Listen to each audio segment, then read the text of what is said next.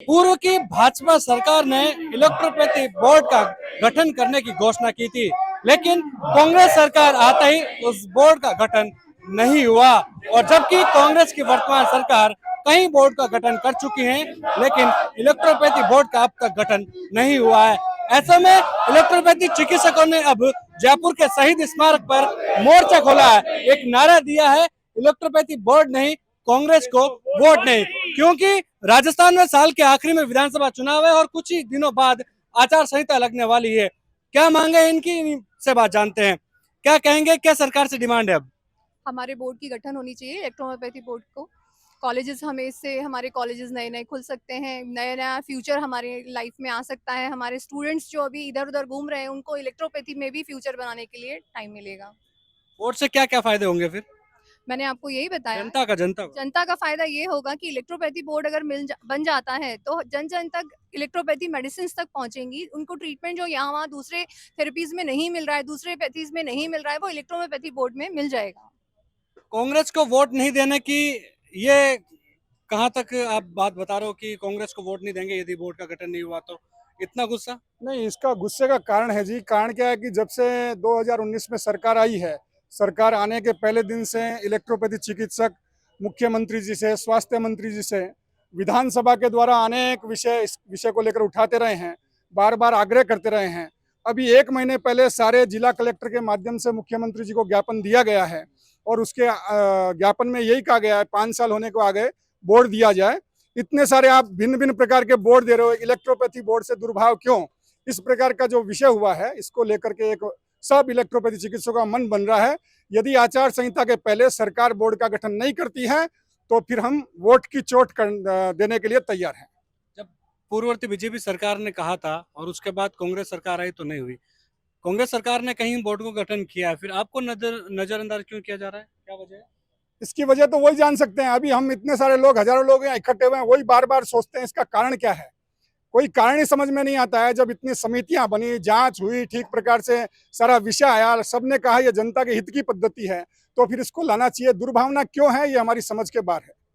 क्या कहेंगे सरोसा जी, आवाज बुलंद कर रहे हो कांग्रेस सरकार के खिलाफ चुनावी साल में? आवाज बुलंद की बात नहीं है, बात यह है आम जनता के स्वास्थ्य की रक्षा की बात है। और आम जनता की रक्षा, स्वास्थ्य की रक्षा तब हो सकती है जब हम नेचुरल तरीके से जो दवाइयां हैं, वो दवाइयां अगर आम जनता को मिलती है तो कहीं ना कहीं उसका फायदा आम जनता को मिलेगा। इसलिए आज हम डॉक्टर जो इलेक्ट्रोपैथी जो ये धरना है उसके अंदर हम साथ इनके आए हुए हैं और हम चाहते हैं आम जनता के स्वास्थ्य की रक्षा के लिए, क्योंकि ये नेचुरल तरीके से ही दवाइयां बनती हैं, जिससे आज कुछ जो ऐसे असाध्य रोग है जो और मेडिसिन से ठीक नहीं हो सकते, वो इलेक्ट्रोपैथी से ठीक हो सकते हैं, क्योंकि ये नेचुरली होती है।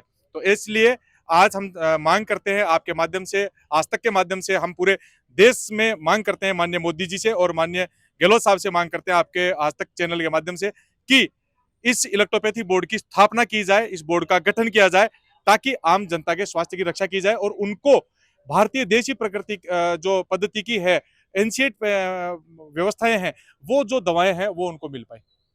लगता है कि अब कुछ सरकार जाते जाते बोर्ड का गठन का एक दे जाएगी तो? इतिहास बन जाएगा यदि कांग्रेस सरकार इलेक्ट्रोपैथी बोर्ड का गठन करती है तो।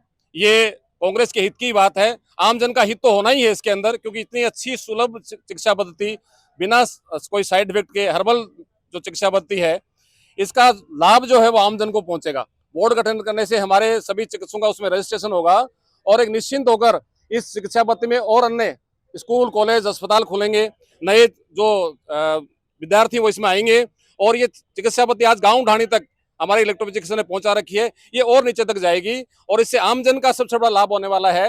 दूसरा, बोर्ड गठन करने से सरकार की आय भी बढ़ेगी, क्योंकि मेडिसिन बनेगी तो उस पर सरकार को टैक्स मिलेगा, तो इससे सरकार का भी हित होने वाला है, सरकार भी का लाभ होने वाला है। तो वर्तमान सरकार को सोचना चाहिए कि इतनी अच्छी चिकित्सा पद्धति, सभी चिकित्सा पद्धतियां अपनी अपनी जगह महत्वपूर्ण है, लेकिन इलेक्ट्रोपैथी को अनदेखा क्यों किया जा रहा है, ये समझ से बाहर की बात है।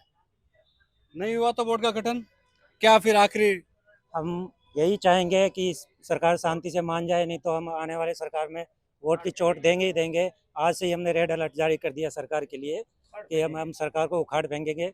पूरे राजस्थान भर में पूरे हर चिकित्सक अपने अपने पेशेंटों से विरोध कहेंगे कि सरकार का विरोध करो, क्योंकि आज पिछली बार सरकार ने जो बजट जारी किया था, किसानों के लिए अलग से बजट जारी किया था, कृषि के लिए, तो हम उनसे गवर्नमेंट को ही फायदा होने वाला है, किसानों को, लाखों किसानों को फायदा होने वाला। इस जड़ी बूटियां पैदा करेंगे किसान, उससे दवाएं बनेगी तो लाखों किसानों को फायदा होगा। हम ये कहते हैं सरकार को जल्द से जल्द इसके बोर्ड की घोषणा करें। देखिए, ये बोर्ड की ललकार है और यदि मांग पूरी नहीं हुई तो आगामी चुनाव में कहीं ना कहीं कांग्रेस को इसका खामियाजा भुगतना पड़ सकता है, क्योंकि बड़ी संख्या में इलेक्ट्रोपैथी चिकित्सक है वो जगह लगातार पिछले करीबन 5 सालों से लगातार मांग उठाते आ रहे हैं, लेकिन कांग्रेस की सरकार है इनकी एक ना सुन रही। ऐसे में अब आगामी चुनाव में वोट की चोट से ये कांग्रेस को जवाब देने के लिए भी तैयार है। कैमरा सहयोगी मनोज के साथ विशाल शर्मा, जयपुर, राजस्थान तक।